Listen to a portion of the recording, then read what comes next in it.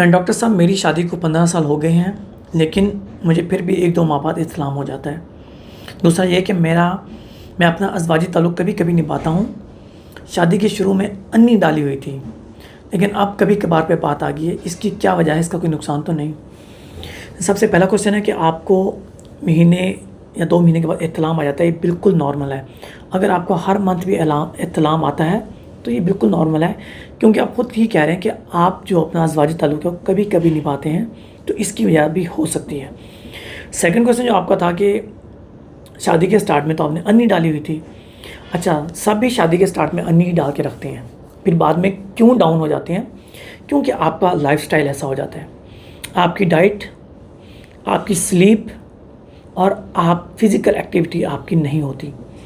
Second thing कि शादी के स्टार्ट में ना हर इंसान ही खुश होता है, कोई मेंटल स्ट्रेस नहीं होती, और शादी के बाद आहिस्ता-आहिस्ता मेबी आपके और आपकी वाइफ़ के वो वैसे ताल्लुकात ना हो, मेबी आपको कुछ स्ट्रेस्ड हो, आप डिप्रेशन में हो, जिसकी वजह से आप सही तरह परफ़ॉर्म नहीं कर पाते। एक और बात भी कि आपकी 15 साल पहले शादी हुई, 15 साल पहले आप थे 20 साल के, अब आपकी एज होगी 35 साल। 30 साल के बाद ग्रेजुअली जो आपका टेस्टोस्टेरोन लेवल है, जिसे सेक्स हार्मोन कहा जाता है, वो ग्रेजुअली कम होता है हर साल। मैं आपको अपनी बात बताता हूँ कि इस एज में भी मेरी 35 एज होने वाली है। इस एज में मैं अपने आप को पहले से मैंने अपने आप को मच बेटर किया हुआ है। जब मैं 20-22 साल का था तब मैं बिल्कुल भी इस तरह नहीं था जो मैंने अब अपने आप को बेटर किया हुआ है। मैंने अपनी खुराक को बेटर किया हुआ है, मैंने अपनी स्लीप को बेटर किया हुआ है, मैंने अपनी एक्सरसाइज फिटनेस को बेटर किया हुआ है, अपनी मेंटल हेल्थ को बेटर रखा हुआ है।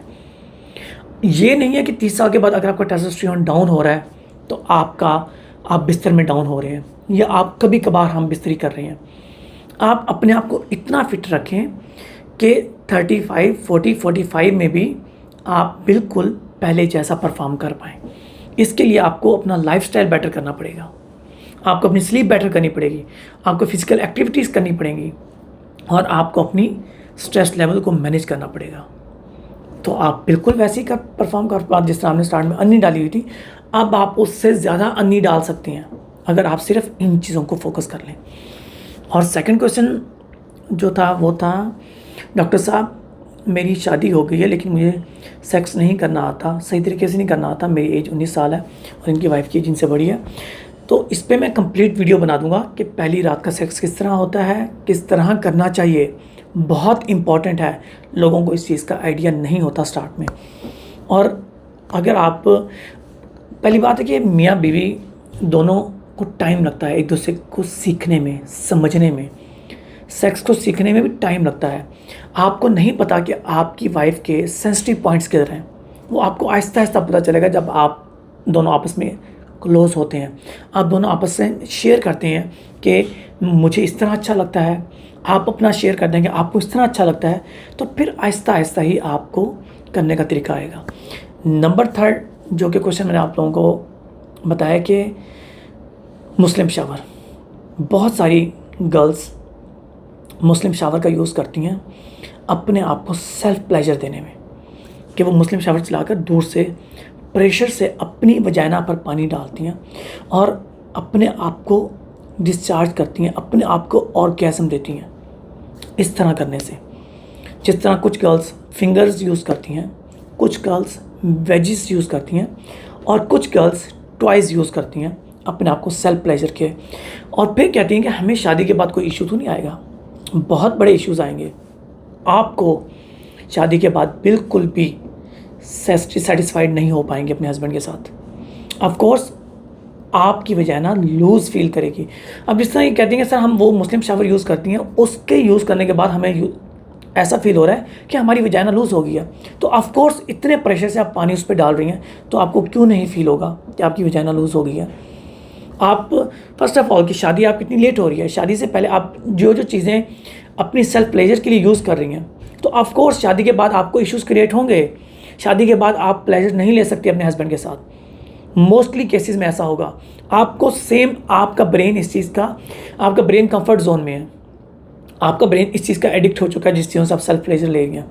सेम ऐसे ही मर्दों में हो रहा होता है। शादी से पहले वो मास्टरबेट कर रहे होते हैं, उनके इख्तियार में होता है हाथ को कितना टाइट करना है, कितना लूज़ रखना है, और कितनी स्पीड में हाथ को चलाना है, कितनी स्लो स्पीड में चलाना है। शादी के बाद वजाइना में उनका इसीलिए कंट्रोल नहीं रह पाता कि वो उनका हाथ नहीं है, इसीलिए उनका जल्दी डिस्चार्ज हो जाना, सेंसिटिविटी का इंक्रीज़ हो जाना, ये सारे इश्यूज़ इसीलिए उनमें भी आ रहे होते हैं। जो कि शादी से पहले आप सब कुछ कर रहे होते हैं, शादी के बाद आपको उसके साइड इफ़ेक्ट्स नज़र आएंगे, और शादी के बाद आपका हस्बैंड भी आपसे प्लेजर नहीं ले पाएंगे क्योंकि आपकी वजाइना इतनी लूज़ हो चुकी है। ना आपको प्लेजर आएगा ना उन्हें प्लेजर आएगा। वो तो डिस्चार्ज हो जाएगा लेकिन आप डिस्चार्ज नहीं हो पाएंगे। आपको अपने आप को डिस्चार्ज करने के लिए सेम वही मेथड्स यूज़ करने पड़ेंगे जो मेथड्स अब आप यूज़ कर रही हैं। इसलिए ये चीज़ें जो वेजीज़ हैं खाने के लिए हैं, ये मुस्लिम शावर है वाश करने के लिए आया हुआ है। और जो स्पेशल टॉयज़, हाँ अगर मेडिकली बात की जाए तो टॉयज़ उन लेडीज़ के लिए बनाए गए थे जो कि शादी के बाद उन्हें अपने हस्बैंड से प्लेजर नहीं मिलता।